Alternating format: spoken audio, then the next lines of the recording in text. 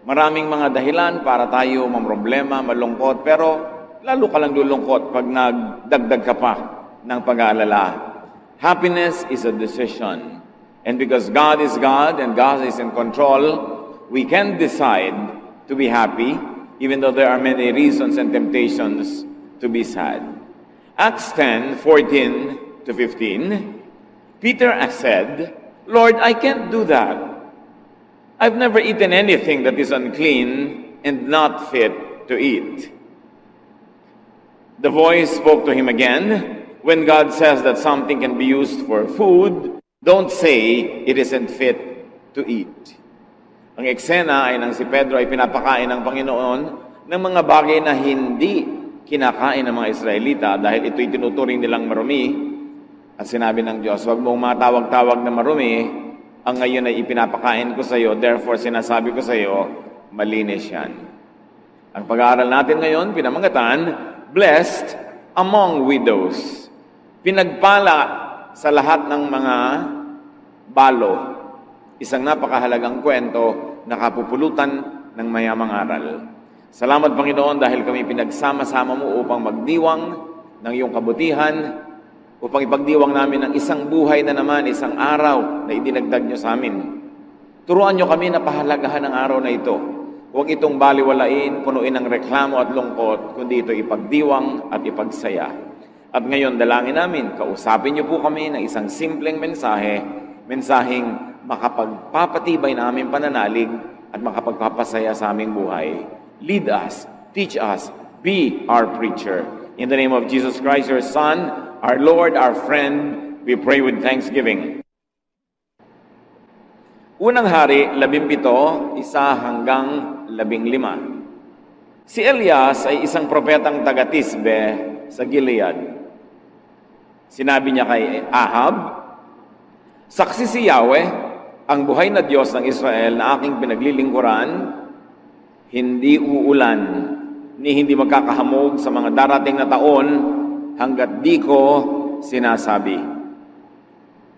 Pagkatapos sinabi ni Yahweh kay Elias, "Umalis ka rito at magtago ka sa batis ng Karit, sa silangan ng Jordan. Maiinom mo ang tubig sa batis ng Karit, at may inutusan ako mga uwak na maghahatid sa iyo ng pagkain."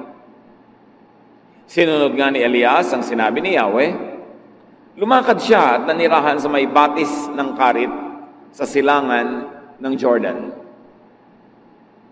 Umaga't hapon, may mga uwak na nagdadala sa kanya ng pagkain at sa batis naman siya umiinom. Ngunit dumating ang panahon na natuyo na rin ang batis.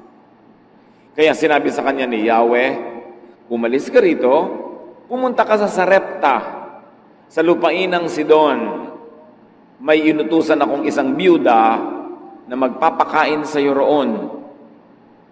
Pumunta nga siya roon at nang papasok na siya sa pintuan ng lungsod, nakita niya ang biyuda na namumulot ng panggatong. Sinabi niya sa babae, "Maaari po bang makiinom?" Aalis na ang babae upang ikuha siya ng tubig nang pahabol niyang sabihin, "Kung maaari, bigyan mo na rin ako ng kapirasong tinapay." Sumagot ang babae, "Saksi si Yahweh ang inyong buhay na Diyos na wala na kaming tinapay. Mayroon pa kaming kaunting harina at ilang patak ng langis. Namumulot nga ako ng panggatong upang lutuin iyon at makakain man lang kami ng anak ko bago kami mamatay." Sinabi sa kanya ni Elias, "Huwag ka mag-alala. Pumunta ka na at gawin mo ang iyong sinabi, ngunit ipagluto mo muna ako ng isang maliit na tinapay at pagkatapos magluto ka ng para sa inyo. Sapagkat ganito ang sabi ni Yahweh, Diyos ng Israel, hindi ninyo mauubos ang harina sa lalagyan at hindi rin matutuyo ang langis sa tapayan hanggat hindi sumapit ang takdang araw na papatakin na ni Yahweh ang ulan." Ginawa nga ng babae ang utos ni Elias at hindi naubos ang pagkain ni Elias at ng mag-ina sa loob ng maraming araw. Isang kagilagilalas na kwento na patuloy pa rin at maaaring maganap sa buhay natin ngayon. Isa-isahin natin at pulutan ng mga aral na maia-apply sa buhay natin ngayon. 1 Kings 17, 8-9. The Lord told Elijah, "Go to the town of Zarephath in Sidon and live there. I've told the widow in the town to give you food." Nabasa na natin ang unang kabanata ng kasaysayang ito. Si Elijah ay pinaalis ng Diyos doon sa kabayanan sapagkat ilang taon nang hindi umuulan. Walang ani, walang pagkain, walang tubig. Namamatay ang tao sa gutom. At sabi ng Diyos kay Elijah, pumunta ka doon sa batis ng karit, sa isang liblib na puok, yun ang iinumin mong tubig, at may mga inutusan ako mga uwak na magdadala sa iyo ng pagkain. Alam niyo ang mga uwak, paano sila nagkakaroon ng pagkain? Bigla-bigla na lang silang lumulusob sa mga pagkain, mga nakahain ng mga pindang, ng mga daing, mga pagkain ng mga tao, ninanakaw nila actually. Kaya mga uwak ay considered na unclean bird. Hindi kailanman kakainin ng mga Israelita ang anumang bagay na may kinalaman sa mga uwak, lalo't mga uwak ang nagdala. Pero sabi ng Diyos kay Elias, may mga inutusan akong uwak na araw-araw dadalhan ka ng pagkain. So God blessed Elijah through unclean birds. God now would bless Elijah through a foreigner, a non-Jew, and a widow at that. Dalawang panggagalingan ng pagpapala ng Diyos na sa karaniwang pag-iisip ay hindi aasahan na pwedeng gamitin ng Diyos at hindi tatanggapan ng mga relihiyosong Israelita dahil mga unclean o kaya ay foreigner, tapos balo pa. Na pagka sinabing balo nung unang panahon, 99%, ibig sabihin mahirap. Kasi bihira namang balo ang merong kayamanang minamana o kaya ay may sariling negosyo o hanap buhay. Kaya pag sinabing balo, karamihan din gutom, mahirap, salat sa mga pangangailangan. Dalawang pagmumulan ng pagpapala na sa karaniwang pag-iisip ay hindi gagamitin ng Diyos sa tingin ng mga relihiyoso. Pero Diyos mismo ang nagsasabi, meron naman akong bagong supplier para sa iyo, isang mahirap na balo. 1 Kings 17, 10-11. When Elijah came near the town gate of Zarephath, he saw a widow gathering sticks for a fire. "Would you please bring me a cup of water?" he asked. As she left to get it, he asked, "Would you also please give me a piece of bread?" Namumulot ng mga tuyong kahoy ang babaeng ito upang gawing panggatong, fuel para siya gumawa ng apoy at makapagluto ng last meal nilang mag-ina. So may imagine natin sigurong tuyong-tuyo ang kanyang balat, nakakapit na sa buto ang kanyang balat dahil wala na siyang taba at wala siyang laman. At ngayon ay para siyang kalansay na namumulot ng mga tuyong kahoy sa isang kalansay na landscape dahil walang buhay na halaman. Nakakalungkot. At lumapit sa kanya ang propeta at sinabi, "Bigyan mo nga ako ng tubig."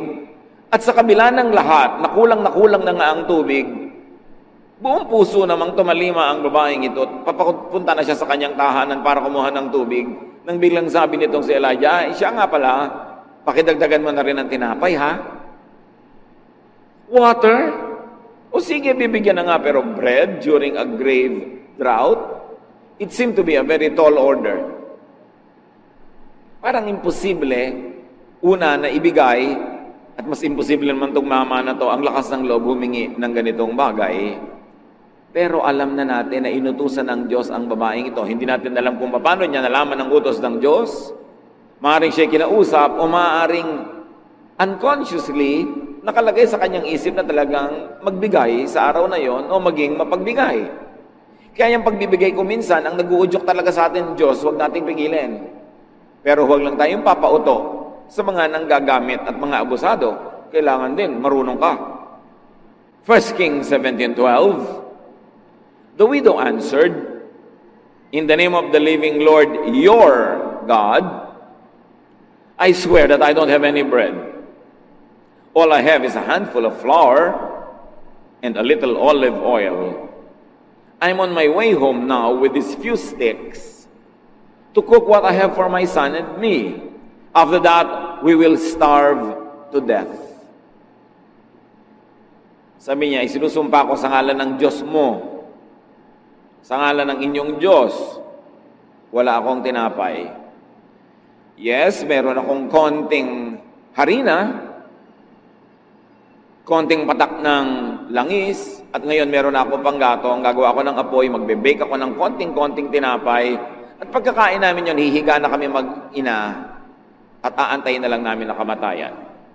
Ganun kalala ang sitwasyon. It was grim and heartbreaking. Pero sabi ng widow, your God. The widow was not fully aware that she also believed in this God.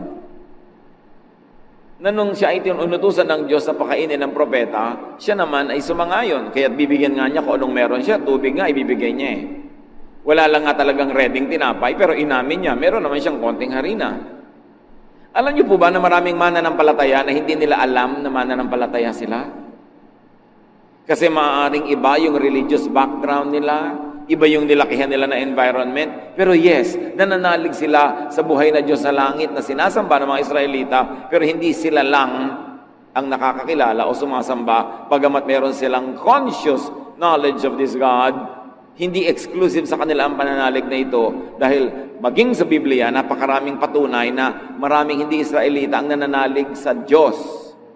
Bagamat hindi articulated, hindi ganong linaw ang kanilang mga doktrina, but in effect, in practice, they are believers, like this woman. 1 Kings 17, 13 to 14, Elijah said, everything will be fine. Do what you have said, magluto ka ng balak mong gawin, go home and fix something for you and your son, but first, please make me a small piece of bread and bring it to me. Hindi natin alam kung si Elijah ay diabetic, bumababa na ang kanyang sugar levels, kailangan siyang unahin.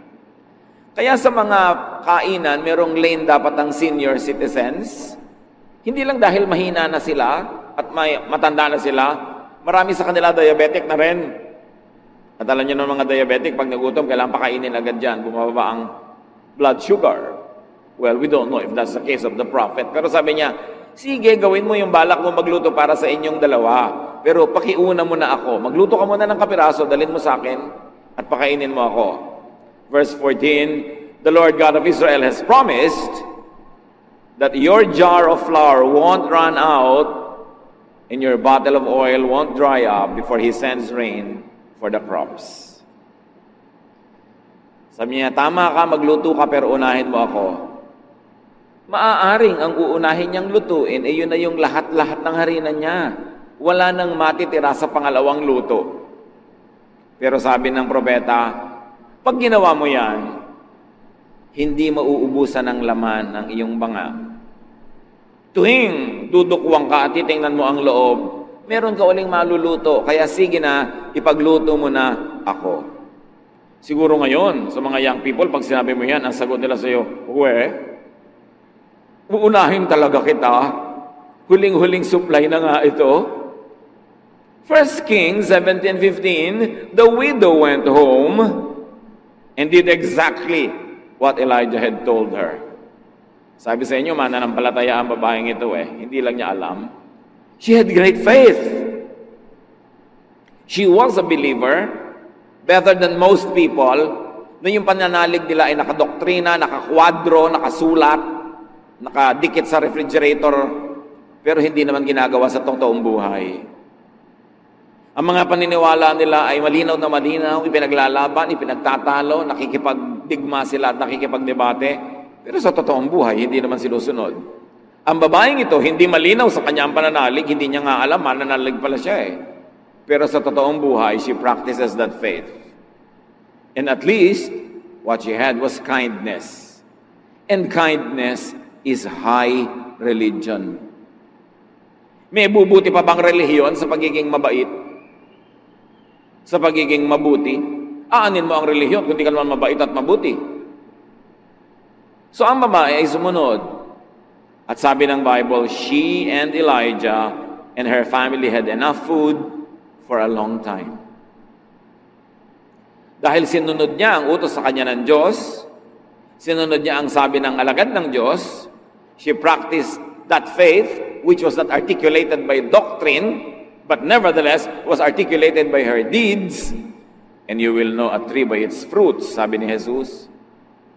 Matapos siyang magluto para sa propeta, ang bango nun. Alam niyo yung bagong bake na tinapay?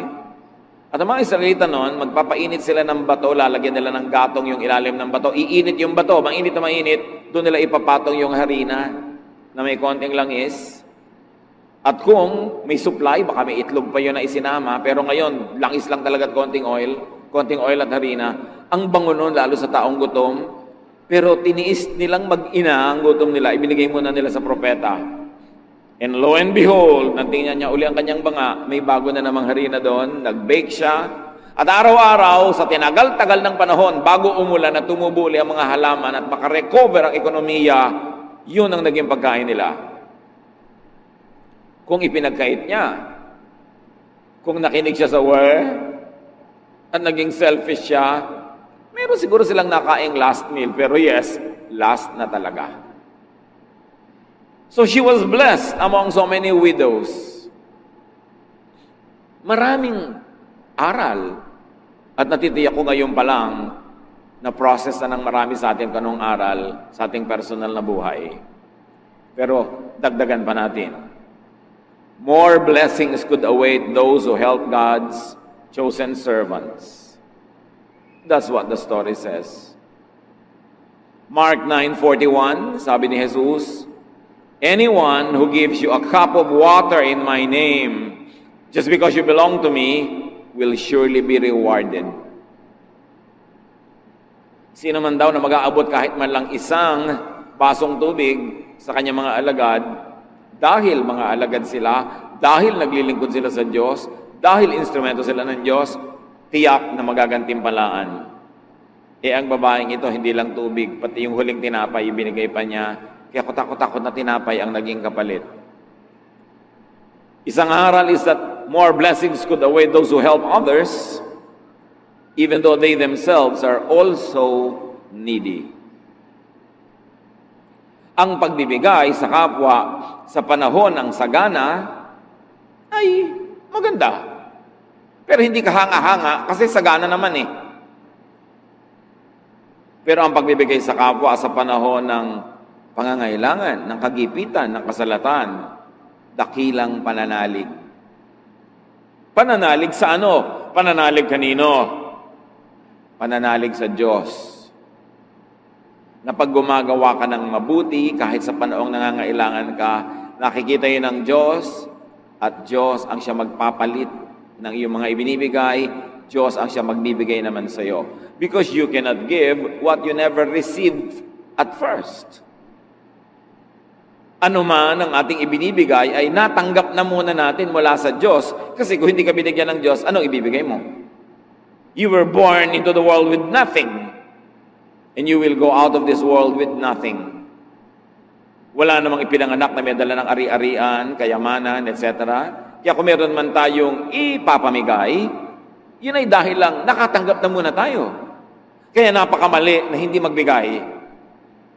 Kasi ikaw nabubuhay dahil lang tumatanggap ka sa Diyos. Gumagamit ang Diyos sa mga instrumento, pero lahat ng mabuting bagay ay galing sa Diyos. Paano mo ngayon haharangan yung daan ng pagpunta sa iyo ng biyaya sa pamamagitan ng pagharang doon sa daan na papalabas mula sa iyo at patungo sa iba? Iisang daan yon.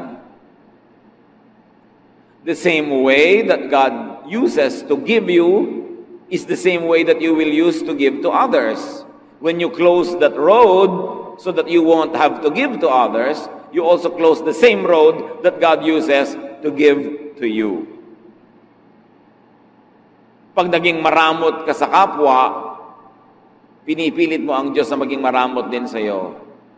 Kasi ang sabi ni Jesus, give and it shall be given to you. Magbigay ka at ibibigay din sa iyo. Sa katunayan, dahil ibinigay na sa iyo, kaya magbigay ka.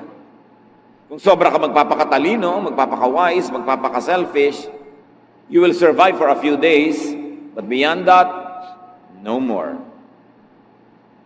Kaya ang tunay na matalino, mapagbigay. E paano pa kung hindi ka lang matalino at maka-Diyos ka pa, di lalo ka mapagbigay? Hindi matalino yung maramot. Akala ng iba, katalinuhan yun, be wise. No. Pwede mo ba naman mawawisan ng Diyos? Siya na nakaabang, naghihintay, nanonood sa lahat ng ating ginagawa. Pwede mo bang mailihim sa Kanya na ang damot-damot mo? Because in the same way you give, it shall be given to you. Alam ng mga taong generous kung gaano ka-generous ang Diyos. Ang mga kuripot, hindi nila mararamdaman yung generous giving ng Diyos. Kasi kuripot din ang pagbibigay sa kanila. Hindi ba kayo nakakahalata? Yung mga kuripot, yung mga hindi mapagbigay, yung mga mararamot, habang buhay nagtitipid. Habang buhay, tuos ng tuos. Habang buhay, kwenta ng kwenta. Habang buhay, tiis ng tiis. Kasi yun ang style nila. Pag tinitiis mo ang iyong kapwa, titiisin ka rin ng langit. Pag binemenos, nililiitan, kinokontian mo ang bigay sa iba, di konti rin ang dating ng blessing sa'yo, kaya katipid ng tipid. Sasabihin ng iba, alam mo, kaya ako nabuhay ng matagal, katitipid ko. Hindi nila naiintindihan, kaya ang tagal mong tipid lang ng tipid, kasi kuripot ka. Imposible ba sa Diyos na buhusan ka ng pagpapala pag gusto niya? Sino makakapigil sa Diyos kung gusto kanyang palangoyin sa pera?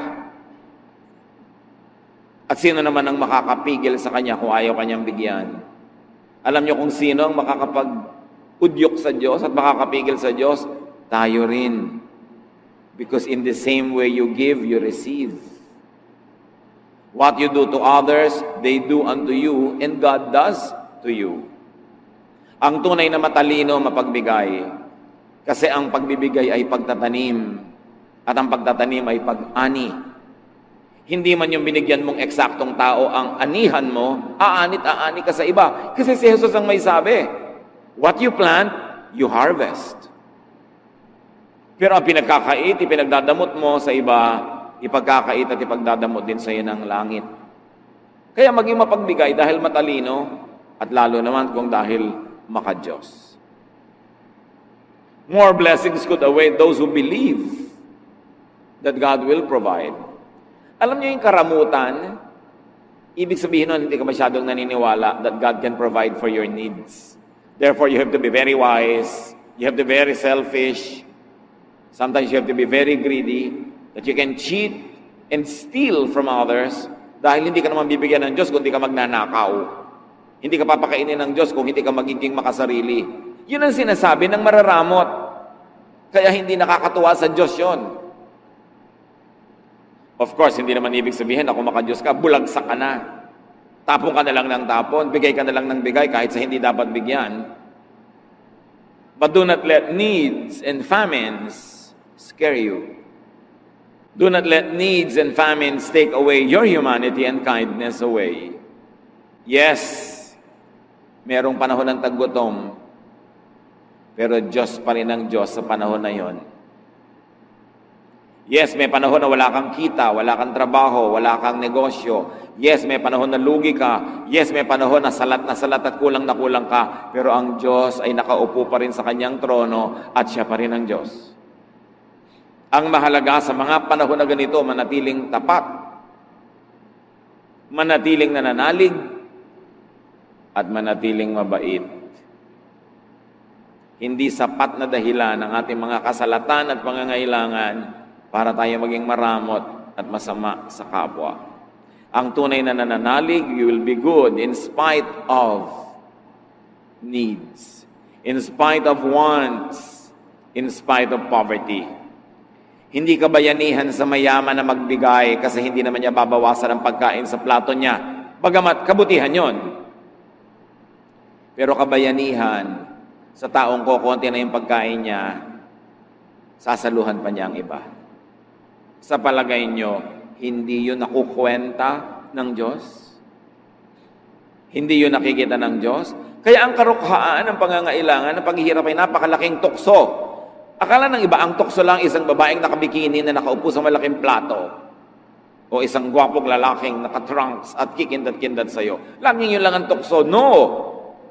Ang kahirapan ay kasalatan ay napakalaking tukso na maging maramot, na maging makasarili.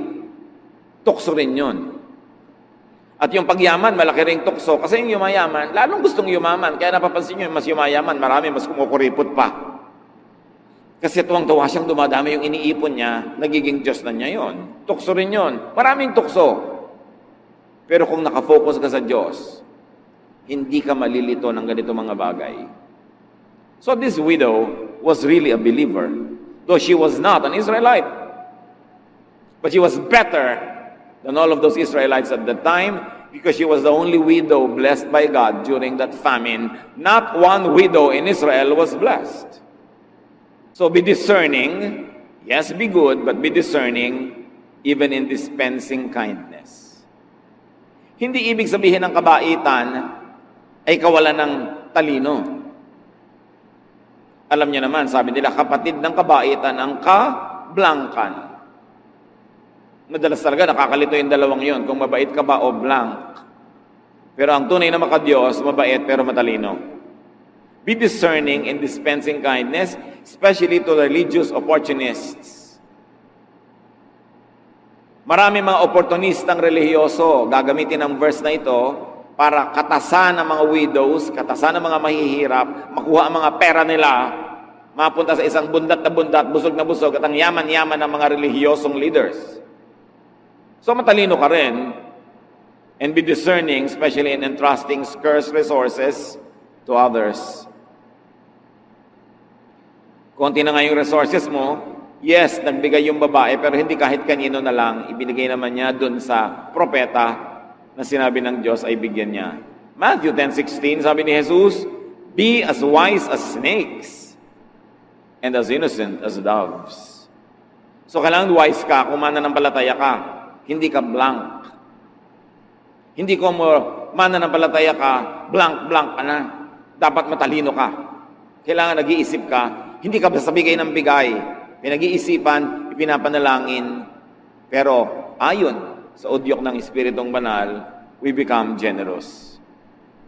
Belief in God is not limited to those with religious awareness. Nakita nyo yon? Wala namang masyadong sinabing religious awareness ang babaeng ito. Pero ang pananalig niya, platinum. Kasi nakikita sa gawa. Ang tunay na pananalig ay nakikita sa gawa, hindi sa salita, hindi sa doktrina, hindi sa laki o version ng Biblia na hawak mo, kundi sa gawa. Kaya maraming mga tao hindi relihiyoso sa biglang tingin, pero mas spiritual pa kaysa sa mga relihiyoso dahil sa gawa. By their deeds you will know them, sabi sa Bible. By their fruits you will know them if they are children of God. And apparently, very clearly in this story at least, and in many more other stories, God's blessing is not limited to Israel or to Israelites.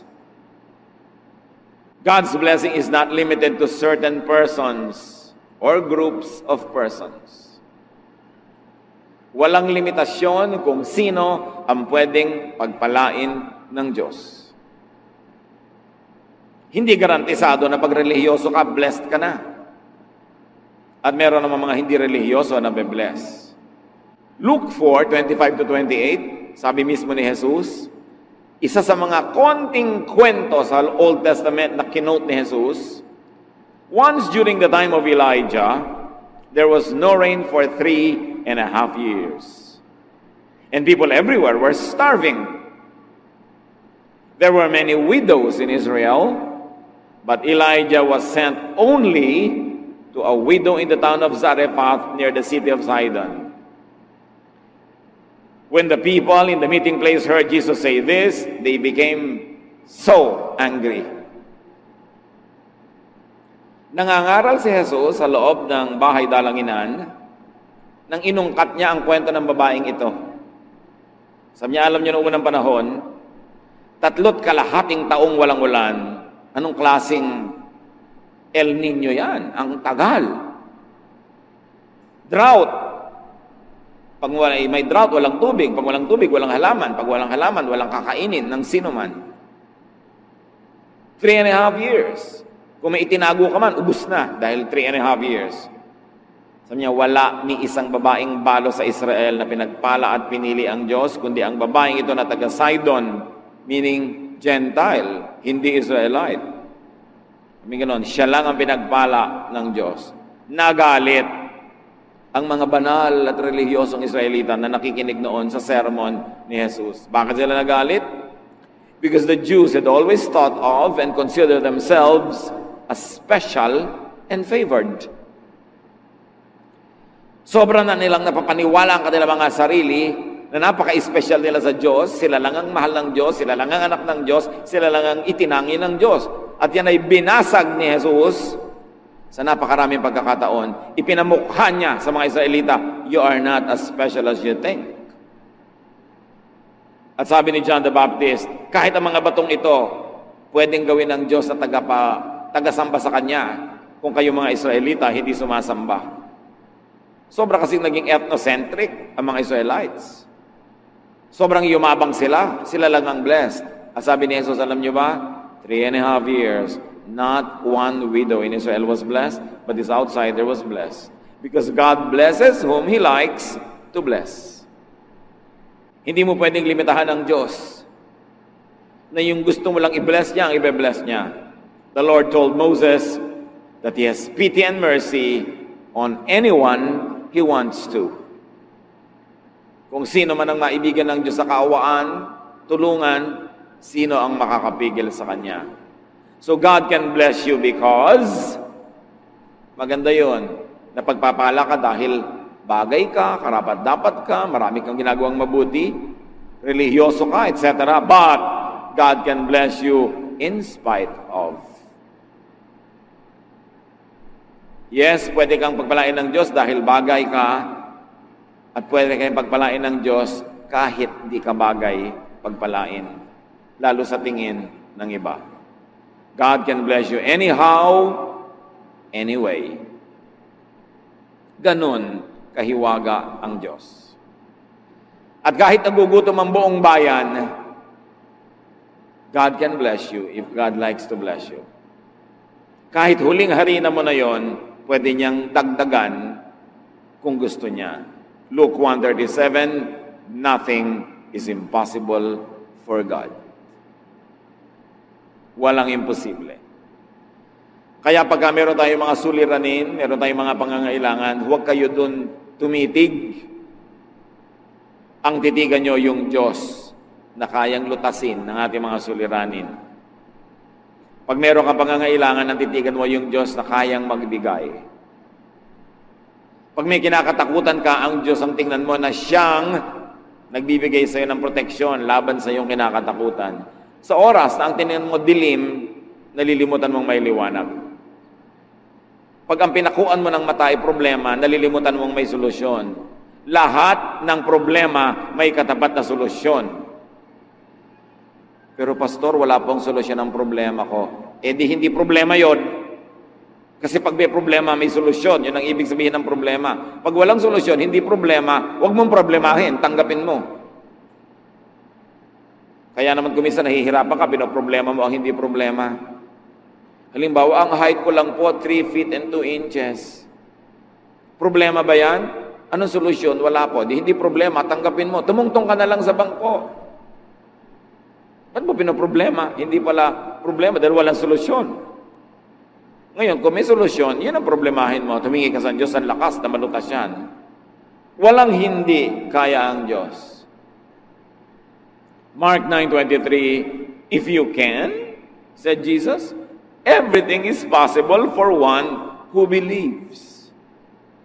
Bakit may nangyayari sa iba at sa iba wala? Maraming dahilan. Maaring hindi na kalooban ng Diyos para sa kanila, maaring hindi pa yun ang panahon. Pero, ang pinakamalaking dahilan ay ang ating personal na pananalig. Sabi dito ng mga humihingi ng himala kay Diyos, kay Jesus, kung kakayanin niyo po, kakayanin ninyo, natulungan kami. At sabi ni Jesus, kung kaya ko, siyempre kaya ko. Pero hindi yung kaya ko pinag-uusapan. Ang pinag-uusapan ay, nananalig ka ba? given na kaya ng Diyos. Pero hindi komo kaya ng Diyos ay gagawin ng Diyos kung wala ka namang pananalig. So yung pananalig mo ang susi na magbubukas sa lock ng pagpapala ng Diyos. Yes, may pagpapala sa loob. Meron, kaya niya. Pero ang magbubukas doon ang iyong pananalig. Kaya kailangan nananalig. What are your needs? Tulad ng babaeng yan, may mga pangangailangan tayong lahat. Ewan lang kung merong mas sisidhi pa sa pangangailangan niya, nakakain na sila ng huli nilang pagkain mag-ina at mamamatay na sila. Ewan kung may makakaproduce ng mas malalapad dyan at wala. Therefore, may solusyon ang needs na yan. Nakakita na ba kayo ng banga na hindi naubusan ng laman? Kung yung masabi-sabing wala dahil kakatingin-tingin lang natin, meron. At kung nakabukasan yung spiritual eyes, you must have seen it already. Hindi ito kwentong kutsero, hindi ito kwentong barbero, ito ay Biblia na pinag-uusapan natin. Salita ng Diyos, merong banga na hindi nawawala ng laman. At yung bangang yon, pwedeng banga mo sa bahay. Sa katunayan, baka nga kaya buhay ka pa ngayon kapatid kasi hindi naubos-ubos yung banga. Hindi mo lang nahahalata na pinagpapala ka ng Diyos. Kasi kung hindi ka pinagpapala ng Diyos, dapat matagal ka ng patay. Dapat matagal ka nang namatay sa gutom, nasagasaan ka na ng lahat ng tricycle at tren at kotse, sa lahat ng pagtawid mo sa lansangan, nahulog ka na sa lahat ng kalsada, nalunod ka na sa lahat ng swimming pool, nalason ka na sa lahat ng pinagkakakain mo sa mga tabi-tabi. Buhay ka pa nga, hindi ka ba malaking himala ng Diyos? Tapos nalilimutan natin, yes, himala tayo ng Diyos. Kailangan pa ba talagang may mga trumpeta ng anghel, mga kulog at kidlat at mga kampana para malaman mo naghihimala sa buhay mo ang Diyos? And most of the time, we are ungrateful, blind to the blessings of God dahil hindi tayo nakatingin. O pagtingin mo, mayroong laman, sabi mo, ay, walang palaman. Walang dressing. Nalilimutan natin kasi kuminsan yung pagpapala kasi ang hinahanap natin yung icing, ang laki-laki ng cake na nasa harap mo. Nandito pa tayong lahat dahil katulad tayo ng babaeng ito.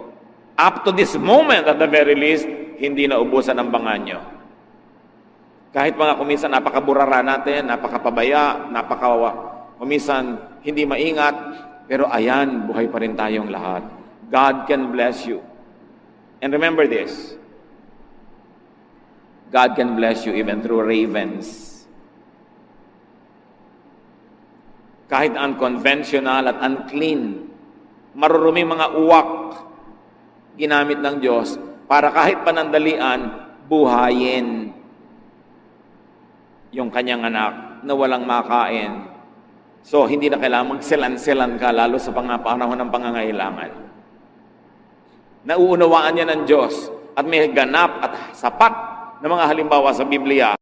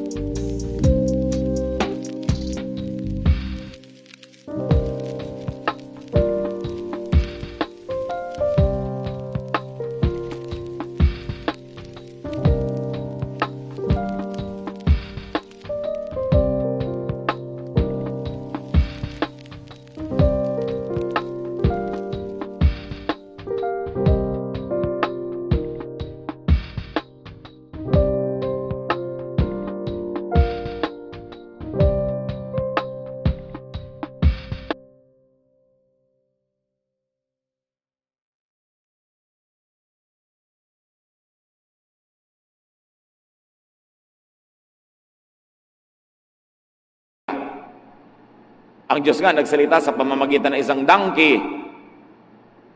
Pinagpala ng Diyos ang mga spies ng Israel through a prostitute, Rahab.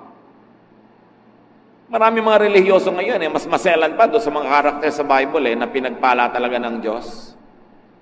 Meron pa, walang katrabaho sa buhay, tapos may nag-alok, kaya lang may trabaho pag linggo. Ayaw payagan ng kanyang religious leader na magtrabaho dahil linggo kailangan nasa church. Namamatay ka na nga sa gutom, hindi ka pa tatanggap ng trabaho, di magsimba ka pag Miyerkules, pag Huwebes, pag Sabado. Tatanggihan mo yon. Meron pa nga nagtatanong, paano po yan? Nagtatrabaho po ako sa ganito, ganun. Nasabi po ng leader namin, hindi daw banal yung pabrika na yon, hindi daw banal yung trabaho na yun. May iba ka bang choice ngayon? Wala nga po. Di binibigay sa'yo ng Diyos yan para ka mabuhay kahit panandali. Di maghanap ka ng iba. Pero habang hindi ka nakakahanap, ang gusto mo, magpakamatay ka sa gutom. Patayin mo mga anak mo nakaasa sa'yo dahil ang banal-banal mo. Itong ang propeta, pinakain through these ravens. And this prophet, a man, was fed by a widow. Meron bang imposible sa Diyos kung gusto kanyang pagpalain? Kaya sabi ni Pedro, hindi po ako makakakain yung mga yan, marumi. At sabi ng Diyos, wag na wag mong matatawag na marumi ang ipinapakain ko sa iyo. Ako ang nagpapakain. The earth is the Lord's and everything in it. And no one can and should stop God to bless you kahit yung pagiging maselan mo na may relihiyoso, meron kang dapat tanggapin lalo sa oras ng kagipitan at tanggapin mo yon na nanggagaling sa amang umuunawa at nagmamahal sa iyo. Galit na galit ang mga Bible-based Christians sa mga puon-puonan, sa mga idols, sa mga Diyos-Diyosan. Pero yun ay yun lang mga Diyos-Diyosan na rebultong kahoy or chalk or calendar o picture. Pero maraming born-again Christians, evangelical Christians, pero ding puon-puonan at mga imahen. Ano yun? Mga doktrina tungkol sa Diyos na hindi tumpak.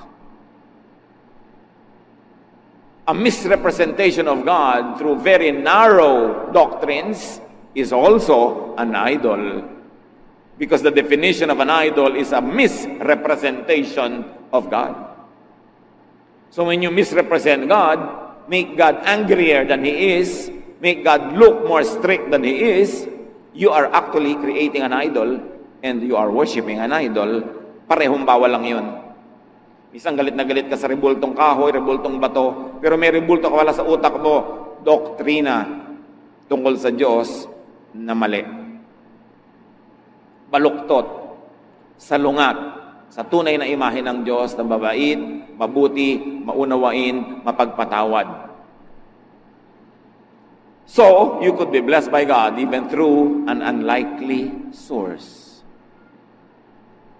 May nagtatanong pa, paano po pag may nag-donate ng tithe ng napanalunan niya sa loto, tatanggapin niyo po ba? Sabi ko, aba, yes, dalian. Galing po sa loto. Galing ba sa kanino lahat ang pera sa mundo? Ibig mo sabihin, examining ko pa ang lahat ng nagtatithe dito? Nasa Diyos yun at nasa nagbibigay.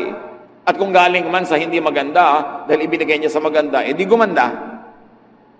Hindi ba galing din tayo sa dilim, hinugod sa dilim? Galing din tayo sa hindi maganda? Pero dahil sa Panginoon, gumanda ang situation natin. Lahat na papaganda ayon sa puso at ayon sa layunin. Huwag sobrang maselan. Wala nang ang trabaho, magbibitiw pa sa trabaho dahil sa religious arte. Lalo kung may pananagutan ka, may mga pakainin ka sa buhay mo, tanggapin mo yan bilang pagpapala sa Diyos. At kung hindi ka masyadong komportable, di maghanap ka ng iba. Pero habang wala pa, bakit ka naman tatalon from the frying pan to the fire?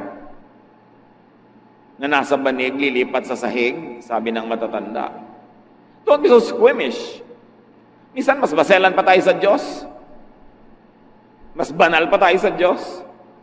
Kasi meron tayong mga paniniwalang hindi naman totoo dahil nahuhubog ang paniniwala natin sa Diyos through doctrinal idolatry. Idols din yun. Dapat din yung basagin. Dapat ipakilala ang Diyos kung sino talaga siya at kung paano siya nagpakilala sa Biblia. Hindi lang siya isang snapshot. Yes, there were moments when God was strict. There were moments when God was angry, but those were just snapshots. Parang snapshot ng balance nyo sa bangko. Hindi ko may laman yun. Nung nag-apply kayo ng visa, ibig sabihin may laman pa yun ngayon. Di ba? Naiiba-iba rin yun. Maraming snapshots ang Diyos. Hindi siya pwedeng ikulong sa isang snapshot lang. Dapat malawak ang pagtingin mo sa Kanya kasing lawak ng presentation ng buong Biblia sa Kanya. Don't limit God. So do not focus on your needs, but focus on the giver, the Lord. So are you needy?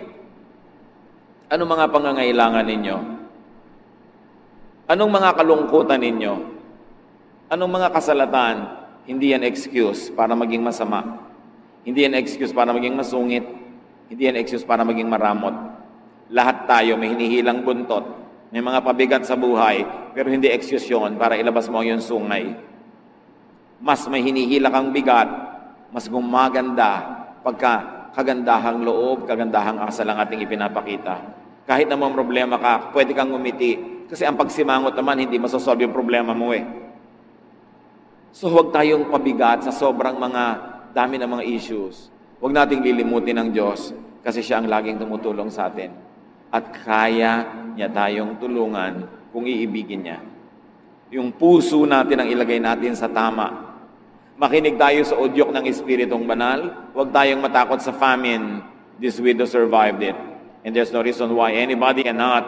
Basta tayo kakasihan ng Diyos at pagkakalooban niya ng pagpapala. So sa Kanya tayo umasa, sa Kanya tayo manalig, at yung turo niya ang ating sundin. Ama namin, salamat dahil kayo'y laging nandyan, hindi nag-iiba. Sa katunayan, kami ang patunay na kayo'y himala. The mere fact that we're here now is a testimony to your miracles. Many miracles.